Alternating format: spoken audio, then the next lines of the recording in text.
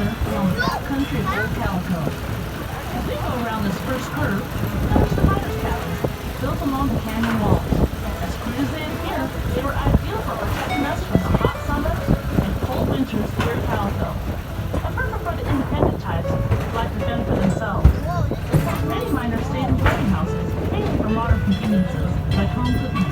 I got my nickname Hard Rock because that was exactly the kind of mining we did around here. The rock is so hard and we didn't have any water to use for mining, so we had to hack and blast away at the rock.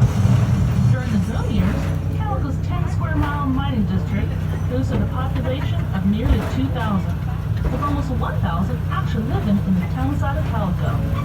After the mining ended, Calico really was a ghost town. That's to say, it was mainly abandoned, but it was restored and reconstructed by the Knott family in the 1950s. Back then, they had workers actually living here. These folks served the home security for the town, a tradition that continues to this day.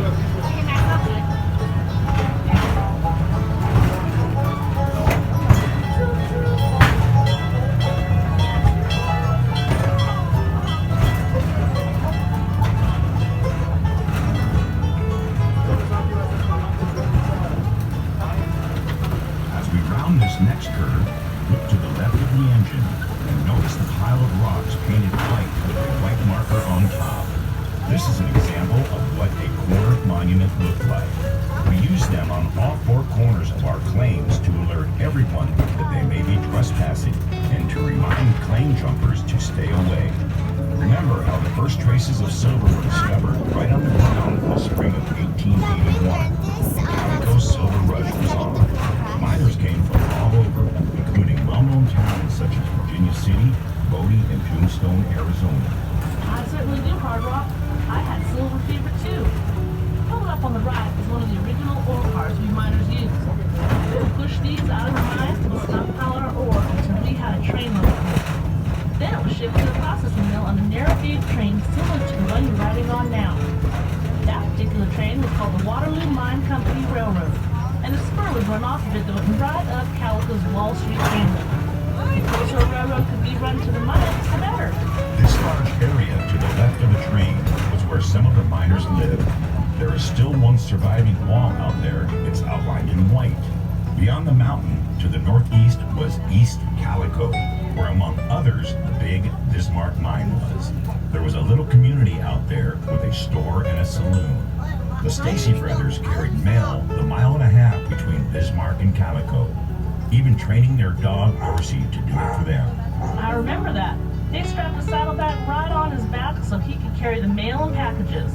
As we pause here, take a look at the top of King Mountain, where your engineer is now pointing. Look at the last letter in Calico and run your eyes down about 300 feet and a little to the right, and you should see a mine entrance in the side of the mountain.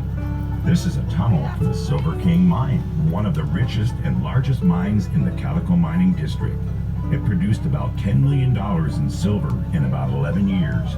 There were about 30 miles of tunnels on 14 different levels inside that mountain, belonging to several different mines. However, the only mine that is open daily for guests to safely go into themselves is the Maggie Mine. Just below the Silver King, there appears to be just an ordinary pile of rocks. Actually, that is remnants of the Silver King mine itself. Not long ago, that pile of rocks was assayed to contain a few million in silver. But before you jump out of the train and climb the hill to fill your pockets, I should tell you that it would take millions more just to process that silver. So that would put you in the hole. Back to playing the lottery. Now, as we get moving, look out to the left. It wasn't too far from there that a man had got himself shot trying to jump my mining claim. I had already warned that Mr. Tobler no trespassing on my Golconda mine, and he ignored me and showed up again. This time he got grazed by a few bullets I set in his way from my little pistol. He pulled the law and had me arrested. Before I could unload my full gun on him, the jury did not find me guilty, as I was just protecting my property. Well, Annie, glad no one was seriously hurt, except maybe that Mr. Tobler's pride. Now, if y'all look left, this is an ore crusher called an aerostep.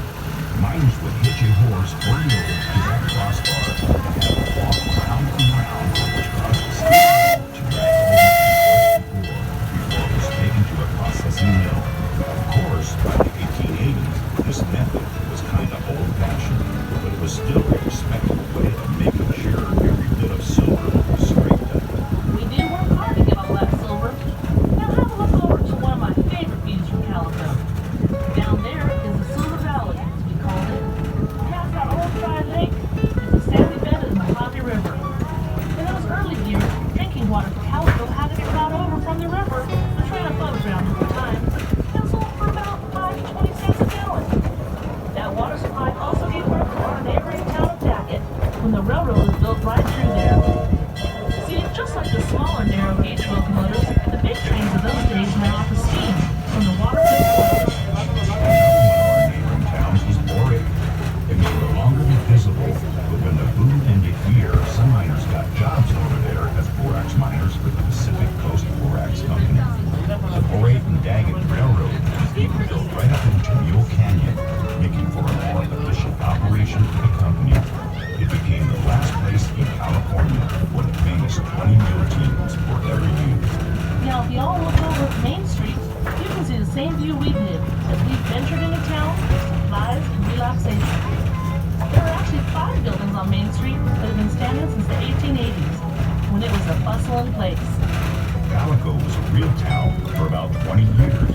We had a post office, school, courtroom, newspapers, and a slew of stores. Not to mention quite a few saloons, I can promise you that. Luckily, we even had doctors, lawyers, and a justice of the peace. My favorite place was the town hall, where we had dances and all kinds of entertainment. Those were dandy, huh? Now as we get closer to the train depot, take a look down into the gully to the left of the train. These ruins are from the Chinatown, where almost 40 Chinese lived and worked at Calico during the boom years.